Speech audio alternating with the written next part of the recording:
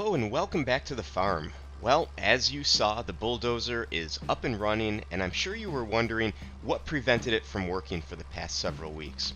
Well, on the bottom of the pony motor, on both sides of the bulldozer, on the bottom of the cylinders, there's a petcock. And if you turn the petcock, it releases any unspent fuel or oil or anything that has built up in the cylinder. And in my case, there was probably 2 cups of raw fuel in both cylinders from my couple weeks of trying to get it fired up. And as you know, fuel doesn't compress. So without that drained, I had a hydrolock situation. Once I realized you could drain them, I did, and it fired right up. I guess I skipped some pretty extensive details there, though. I spent a few weeks putting the bulldozer back together, troubleshooting it, trying to figure out why it wasn't firing. I tested for spark, I tested for fuel, I re-cleaned the carburetor, I emptied the fuel tank, I replaced the fuel lines. I went through the entire series of events of what I had already done to make sure that the pony motor would fire.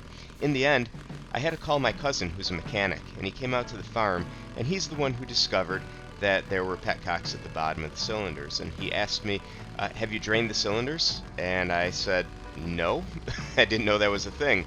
So we did. A ton of fuel came out, and as soon as we drained the cylinders, the pony motor fired right up, and within 2 minutes we had the diesel engine up and running, and it has worked consistently since that point. So with a few days off, I decided to come to the farm and try and get done all of the end of season grading across the entire back of the field. I did myself kind of a disservice when I first got the bulldozer. I cleared most of the land and I left piles of dirt everywhere. So this area behind the barns that you see right now was sort of a roller coaster. There were just piles and piles of dirt, and I couldn't even walk through this area. So I had been thinking about this over the past couple weeks, wanting to clean this all up. So I took the bulldozer and I made several passes across this entire back area, first leveling all of those piles of dirt that I had put back there weeks or even a couple months ago. And once it was fairly level, I went through and I dropped the blade and reversed across the entire field and made it super smooth. It took me probably a half hour to clear this area behind the barns, and it was well worth it. As you can see, it's completely smooth from the barns all the way to the edge of the wetland area. Now, another thing that was on my mind was the logs that were scattered throughout the entire field.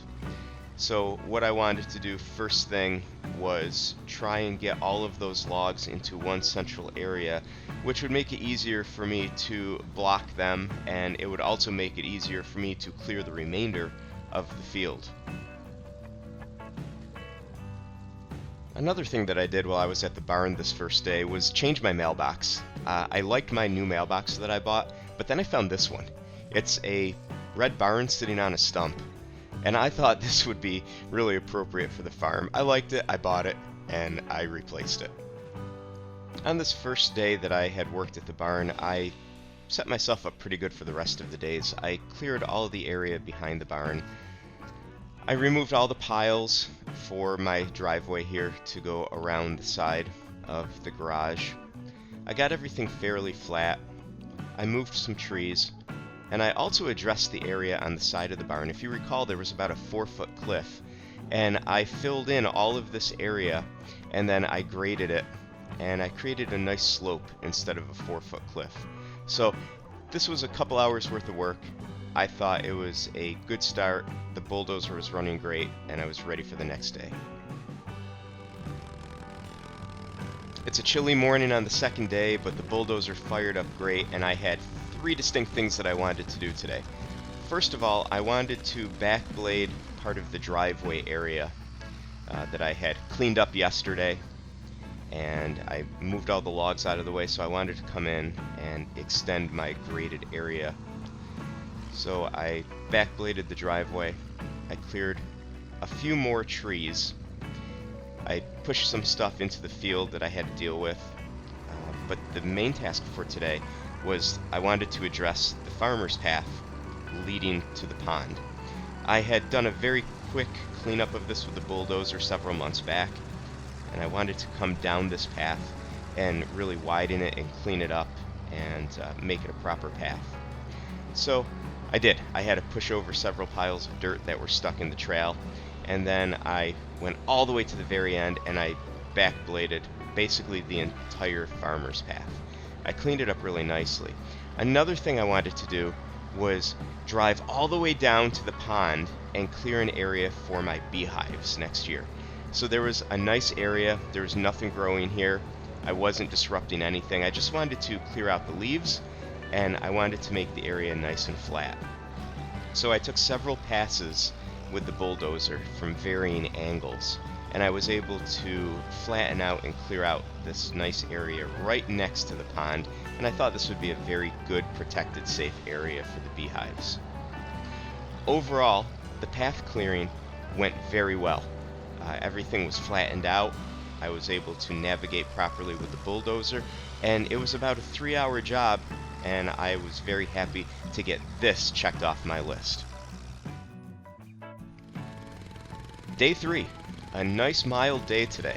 Bulldozer fired up perfectly, and the goal for today is to get at least half of the field area cleared and to move 100% of the trees and logs into one consolidated area. So that's basically what I spent most of the day doing. Winching some logs, dragging them across the field, and putting them in one central area so I could deal with the entire remainder of the field. Now, this is a long and boring process, and I figured nobody really wanted to see any bit of this in real time. The bulldozer moves slow, but it does an amazing job, so I figured a few sped up sequences here showing a couple hours worth of work would be appropriate. Later on in the day, I had sort of an unfortunate incident occur, but before we deal with that, I just wanted to show the remainder of the grading effort, how I approached this process. I wanted to do it in segments or quadrants, and that's kind of how I approached it. I dealt with the very back of the field that kind of adjoins the wetland, and I went pass by pass up to about midfield. And then once I got a segment done, I dealt with the next task at hand, which was usually moving trees that were in the way, getting them pushed up into the tree pile that I was making up toward the front of the property. And then once those trees were moved, I went back again and I started backblading the next area back toward the wetland, and I just wanted to sequentially clear as much as I could and try and hit that mark of getting half of the field cleared.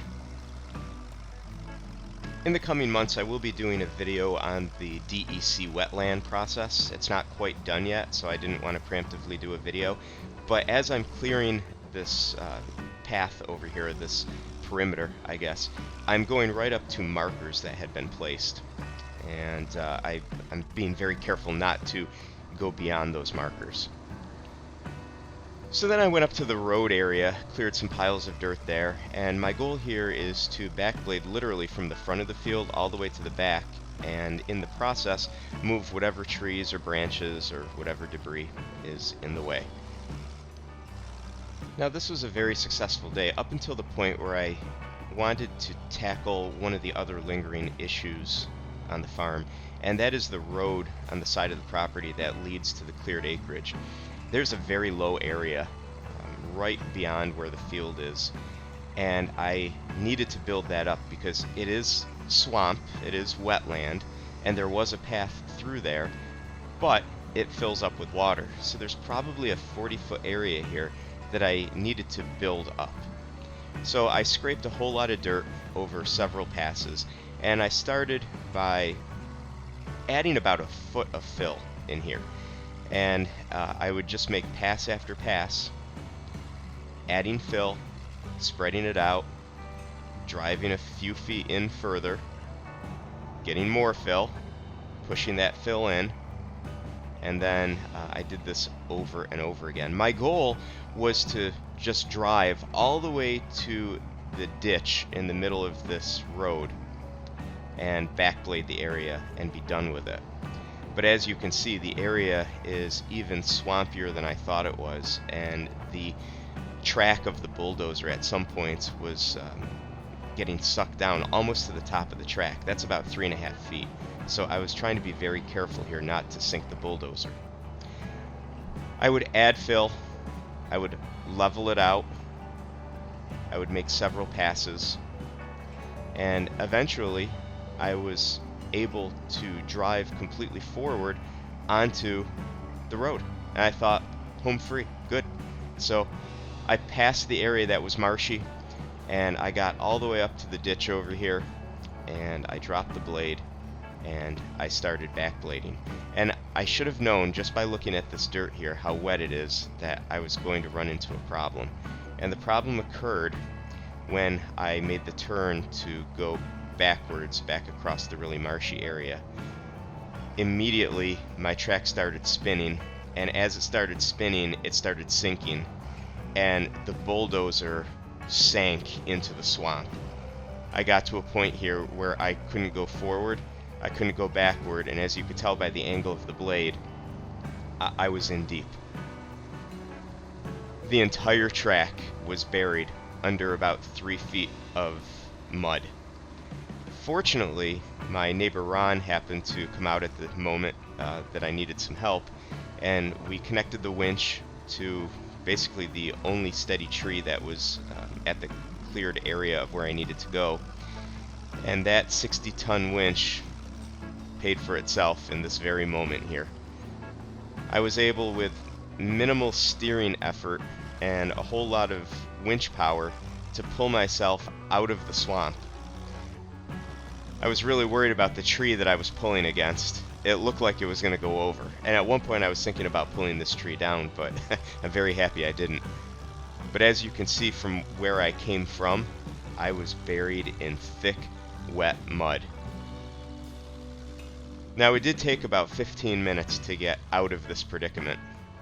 My neighbor Ron did come through and unwinch the dozer, and I was able to get the dozer up between two trees and then steer it out of the area and out of danger.